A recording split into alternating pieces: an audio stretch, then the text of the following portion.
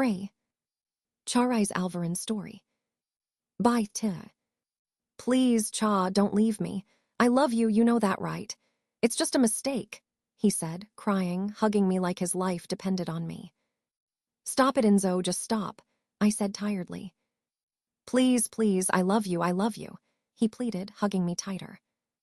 But the more he pleaded, the more I felt empty. Lorenzo Salindon, my childhood friend and my ex-fiancé. Yes, you heard it right, he's my ex. I'm broken for this love. His promises and her betrayal. She's my cousin, like a sister to me, but she broke me. He broke me, the fiancé I loved. I'm Charize Alvaran, and this is my story. A story of love, betrayal, and how I was rebuilt. Crescent Moon Chapter 1. The weight of the ring. The diamond felt heavy on my finger, a cruel joke. Enzo had been everything. Our history wasn't a neat timeline. It was a tangled rope of shared, scraped knees, whispered secrets under the stars, and eventually the profound, comfortable understanding that only two people raised side by side can have. We were supposed to be the forever story. Then came the night he confessed, his voice shaking, the words "I'm going to be a father" slicing through the air like broken glass. I remember the white-hot flash of pain, then the icy calm that followed. And the mother? My cousin, Liana. My confidant, my maid of honor in planning. She hadn't even looked me in the eye when she confirmed it, just stared at her own clasped hands, already cradling the secret life inside her. The betrayal from her stung sharper than Enzo's. His was a break of a sacred bond. Hers was the shatter of a mirror, reflecting all our shared history as a lie. I didn't scream. I didn't break things.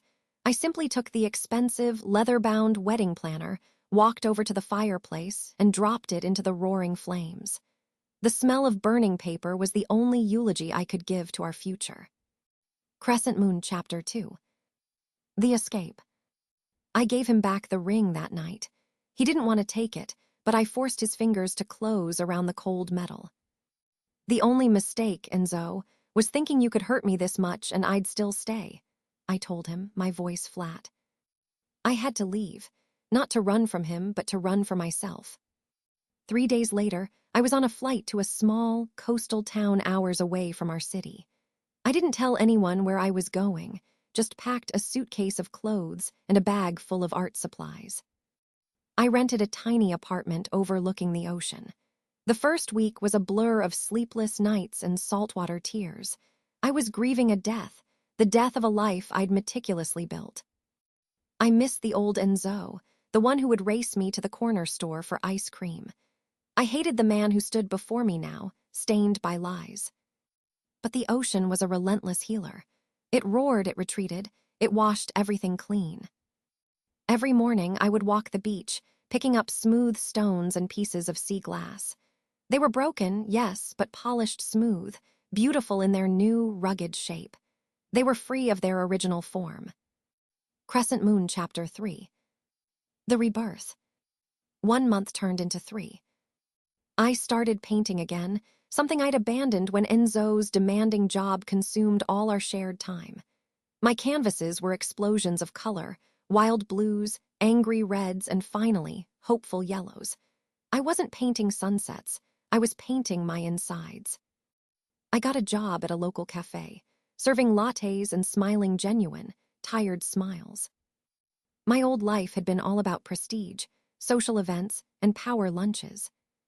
This new life was about the simple, satisfying rhythm of grinding coffee beans and the smell of fresh bread. The silence where Enzo's voice used to be became a space for my own thoughts. I started to hear Charize again, the funny, resilient girl who was always ready for an adventure. I realized the love I'd poured into Enzo hadn't actually vanished. It had just been misdirected. It was still there, waiting to be used, waiting to be poured back into me. I was doing an inventory check one afternoon when my phone rang. It was Enzo. I hadn't changed my number. Charize, his voice was strained. I heard you're working near the coast. I need to see you. I walked out to the quiet back patio, took a deep breath of the salt air, and said, No, Enzo, you don't. You need to focus on your new life. That baby deserves a father who isn't distracted. But I love you, Cha. I can't let you go. He insisted, the familiar, desperate tone back. I closed my eyes, but there were no tears this time, just a clear, unwavering understanding. You already did, I said. You let me go when you chose Liana, and you know what? You gave me the best gift I could ever receive. What are you talking about? He whispered. I looked out at the vast, churning ocean, the perfect metaphor for the unbridled, powerful life I was now building. You set me free, I told him. And then, without hesitation, I hung up the phone and blocked his number. I walked back inside the cafe, a lightness in my step I hadn't felt in years. The sun caught a piece of sea glass on the counter, a perfect, emerald green shard, proof that something broken can become something utterly new. My love for Enzo was gone, replaced by something stronger and more enduring, my love for myself. This is how I stood again, not by finding a new love, but by remembering the old one I'd forgot, the one I had with the woman in the mirror. Crescent Moon Chapter 4. The Sea Glass Shop. It had been a year since Charize left the city, and the sea glass and sand had worked their magic. Her tiny apartment was now a vibrant, light-filled studio. Charize Finds, a small boutique shop she'd opened just off the main boardwalk, was doing surprisingly well. It sold her colorful abstract paintings, framed photographs of the local coastline, and jewelry crafted from the pieces of sea glass she collected. She was happier. Truly, deeply content. Her days were a rhythm of early morning beach walks, painting sessions fueled by strong coffee, and easy conversations with tourists and locals. She had traded a life of high-stakes corporate drama for the simple, honest work of her hands.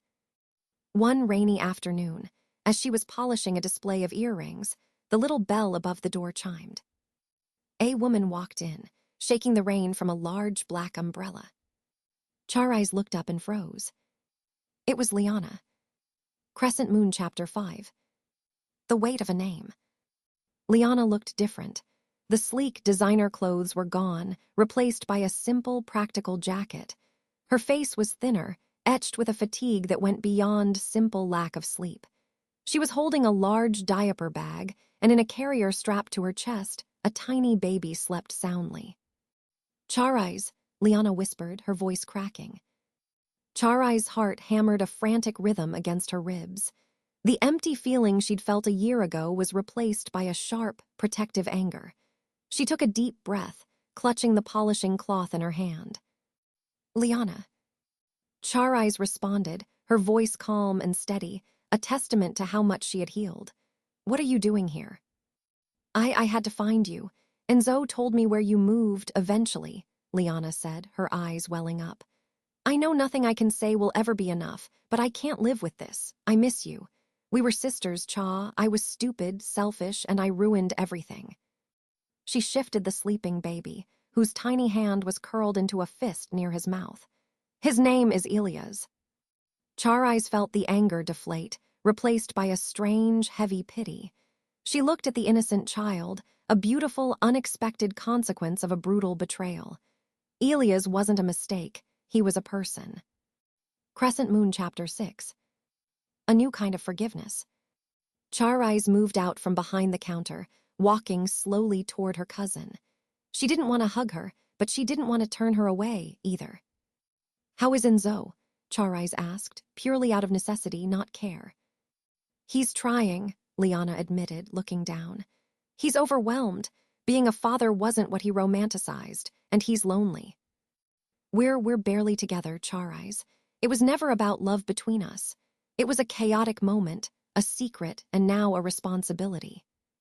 Charize nodded, absorbing the confirmation of what she had always suspected. Their bond was the strongest one that had been broken. I forgive you, Liana, Charize finally said, the words feeling weighty, earned, and true. Liana's face crumpled, and she began to cry silently, tears dripping onto the baby carrier. Oh, Cha, I don't deserve that. No, you don't, Charize agreed honestly. But I need to let the hate go so I can be truly free. This forgiveness isn't for you, Liana. It's for me. I can't carry your betrayal around anymore. It's too heavy. She reached out, not to hug Liana, but to gently touch Elia's soft cotton hat. And this little guy, he deserves all the love in the world. Crescent Moon, Chapter 7. The Unburdening. Liana stayed for an hour. They didn't talk about their childhood, their shared past, or their broken engagement. They talked about Elia's, feeding schedules, the best way to burp him, and the daunting reality of new parenthood. It was awkward, painful, yet necessary. When Liana left, the rain had stopped, and a brilliant, blinding patch of sun broke through the clouds. Charize watched her cousin walk away, a mother carrying the responsibility of her choices. Charize returned to her counter, picked up her polishing cloth, and noticed a piece of ocean-tumbled amethyst she'd been working on. It was beautiful, faceted by the waves, transformed by the turmoil. She had found a way to stand again, and now she had found a way to let go.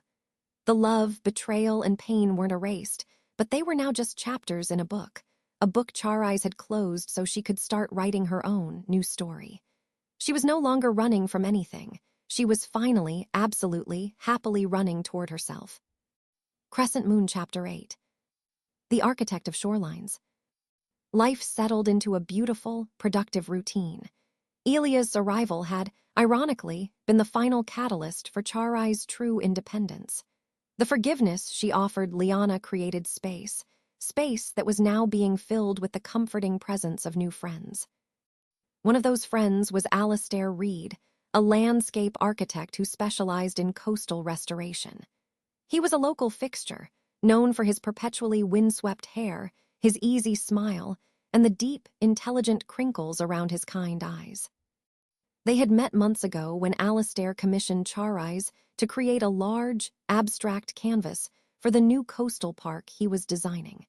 He wanted art that captured the chaos and serenity of the tide. A new rhythm. Their professional meetings quickly turned personal. They didn't have the firework intensity of a whirlwind romance. Theirs was the quiet, profound connection of two people standing on solid ground. They spent afternoons walking the beach, Charize collecting sea glass, Alastair studying the erosion patterns. "You know, you're the only person I know who sees broken glass as a precious material," Alastair mused one evening, leaning against the counter in her shop. Charize smiled, picking up a dull piece of brown glass. "It's the ocean's alchemy. It takes trash, tumbles it, breaks it, and polishes it until it's something beautiful and unique. It's proof that what was once a sharp wound can become smooth and lovely." Alastair didn't rush her. He knew her history, having learned the bare facts of her past from mutual friends. He understood she was building her house from the foundation up, and he was patient enough to watch the construction. One evening, after helping her close up the shop, Alastair gently took the sea glass bracelet she was working on from her hands. "Can I ask you something, Charize?" "Of course." He turned the piece over, admiring the tiny, wire-wrapped pieces of blue and green glass. "Is there any room in this beautifully constructed, new life of yours for me? Not as a distraction or a replacement, but as a partner in building the next phase." Free to choose. Charize felt none of the desperate, clinging need she'd once associated with love. With Alastair, it was different. It was a choice, made with open eyes and a full heart. She saw him clearly, his dedication to the earth, his loyalty to his community, and the gentle, respectful way he treated her. She looked at the lights of the boats flickering on the horizon. A year ago, she had been suffocating in a life that wasn't hers. Now she was breathing deep, free to accept happiness on her own terms. "Alastair," she said, reaching out to cup his cheek. His skin was warm and slightly rough from the sun and wind. "The last time I started a relationship, I lost myself. I gave up who I was. With you, I don't feel like I have to give up anything." She took the bracelet back and gently clasped it onto his wrist. "I think the only thing I'm ready to build, Alastair, is something real. And yes," she looked into his eyes, a genuine, powerful smile lighting up her face, "I'd love for you to be my partner in that construction." He didn't need to ask for details or promises. He simply wrapped his arms around her, holding her securely, gently. His embrace felt like a harbor, safe, grounded, and open to the vast, beautiful ocean of possibilities beyond. Charize Alvaran, the woman who had been broken, betrayed, and finally free, was finally ready to choose love. A love that didn't define her, but one that simply celebrated the woman she had already become. Crescent Moon Chapter 9. The Alchemy of Art. 2 years after opening Charize Finds, Charize Alvaran wasn't just surviving, she was thriving. Her little coastal shop had become a destination. Tourists loved the unique sea glass jewelry, but locals, and increasingly interior designers from the city, were drawn to her large, evocative canvases. The park project she completed with Alastair proved to be a pivotal moment. The canvas, titled The Tide's Promise, was a massive blend of furious blues and calming whites, capturing the dual nature of her recovery, the destructive wave of betrayal followed by the smooth, quiet retreat toward peace. It earned critical acclaim in a regional art publication, leading to a demand for more large-scale work. An unexpected partnership. Charize realized her art had transcended mere hobby. It was a powerful narrative. She rebranded the business, focusing more on her fine art. Her new flagship piece was a series called The Fragments, composed of several pieces of reclaimed wood inlaid with hundreds of polished sea glass shards, each piece representing a broken promise that had been transformed into a mosaic of resilience. Her partnership with Alastair blossomed both personally and professionally. He helped her secure permits and space for a larger studio near the docks, recognizing the need for her to separate the messy business of painting from the quiet business of retail. "You're not a shop owner anymore, Cha," he told her one evening, kissing her forehead. "You're an artist, and this town is going to recognize that." Crescent Moon Epilogue. The Full Circle. A year later, Charize received a letter, an official request from a major gallery in the city she had fled. They wanted to host her first solo show. Free, the art of letting go. The irony was not lost on her.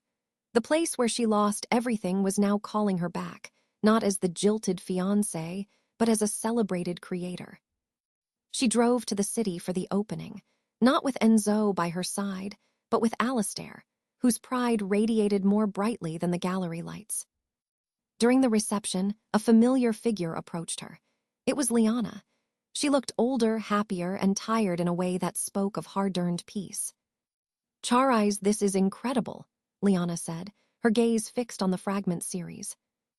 "Thank you, Liana," Charize replied easily. Their relationship was now defined by a careful, distant respect. "Enzo sends his congratulations," Liana offered hesitantly. "He's focused on Ilia's. He's actually a really good dad." Charize simply smiled, a genuine, soft curve of her lips. "I'm glad to hear that. I wish you both well." She realized she felt nothing for Enzo. No resentment, no hurt, no lingering affection. The silence where her pain used to be was now filled with the hum of her own ambition and the quiet assurance of Alastair's presence. Looking around the elegant, bustling gallery at the people captivated by her work, Charize understood the final, deepest meaning of her journey. She hadn't just stood up again. She had built a platform, carved out of her broken pieces, and she was now standing taller than she ever had before.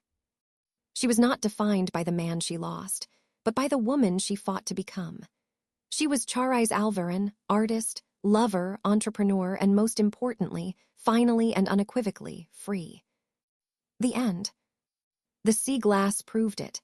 What was once a sharp wound could be tumbled by the tide, polished by time, and become something irrevocably beautiful. That was the alchemy of her freedom.